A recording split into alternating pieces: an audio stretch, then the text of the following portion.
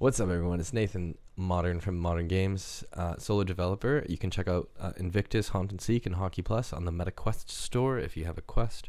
And let's jump into some optimization. In the last video, we talked a little bit about camera view distance, LOD groups, batch calls, triangles, and some rules of thumb for optimizing our experience to not get motion sickness because we want high frames. So what I want to do in this video is talk about shaders, the first thing, and we're going to go into light probes, lighting a little bit more, and resolution. So first, let's talk about materials. Materials is the skin of the objects that we're seeing, right? So if we want, URP has a standard shader, it has a standard shader setting.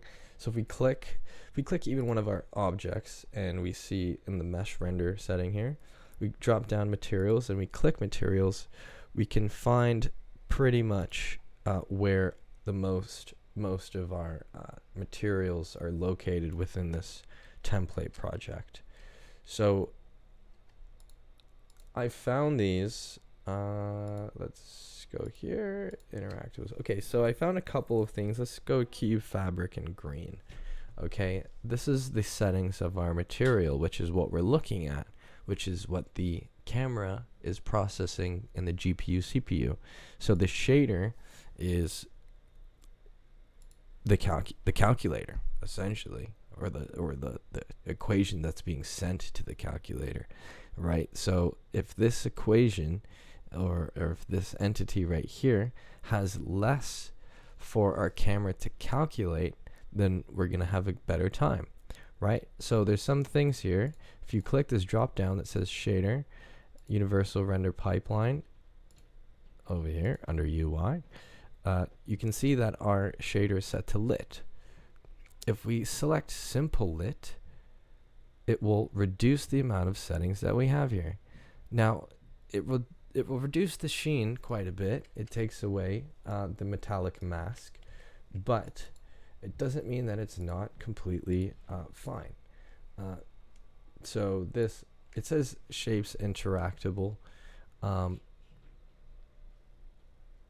which is specific shader written for this project, but we can still set it to simple lit. Some of them will break, some of them will not. What I can even do, what I'll do in some projects, it won't work in all in the teleport anchor. If you change it to simple lit, it'll break it. So this Fresnel highlight, Fresnel, am I saying that correct? Fresnel. So the things that have some opacity to them, or sorry, transparency, aka opacity, lowered on them, they will have kind of a problem being handled. So like mirrors, don't use simple. For things that have sheen and like things that you want to have that detail, you don't want to use simple. You want to use just regular lit. Now, if you're balancing your project, then you're going to have a great time. And it's little details like that that will increase your frame rate. And going through your materials and organizing all of that. Big improvement. So the next thing we're going to jump into is, what did I say I was going to even jump into?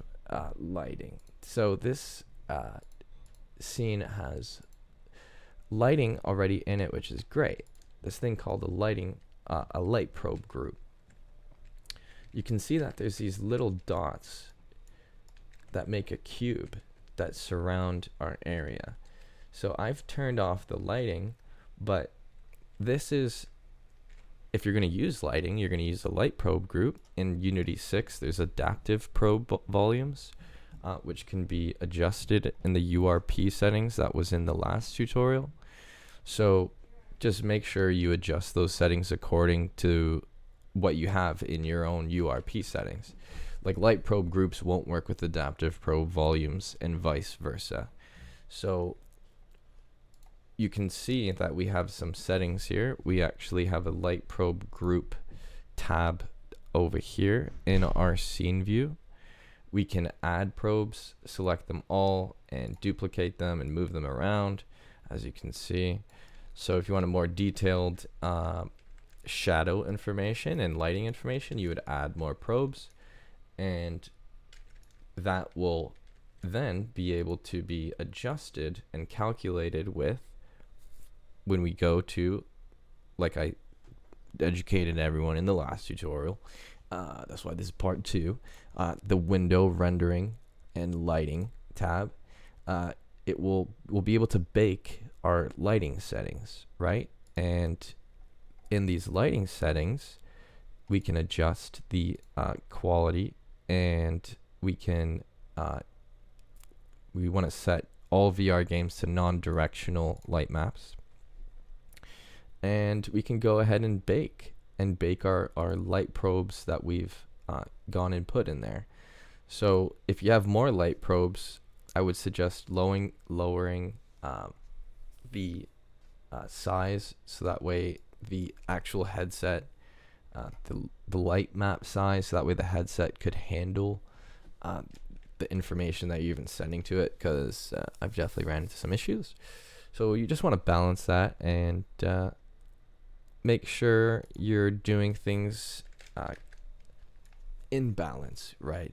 Because the headset could only calculate so much information. If you overwhelm it, then you're going to end up with too many triangles that are pointless. And I've ran into that issue where I have too many light probe dots, and then it's too many calculations, and it's becomes an absolute nightmare. And the last thing I want to step into is let's go into our project section over here. Let's go into settings, project configuration.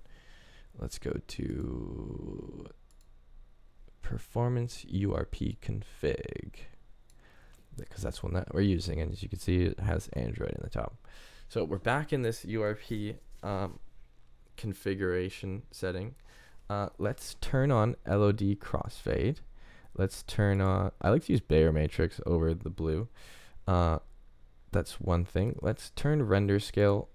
The lowest that we can go to is 0.7. Okay. That's the lowest that people can tolerate.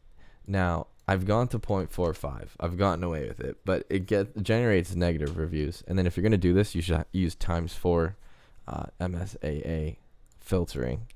So you just want to, this will increase your frame rate, but will reduce the quality, right? So here's a real-time look at that, right? So if it's rendering like this, then you're not getting all the detail, right? So you can get away with like 0.8 to 0.1. It's like, you don't notice that much.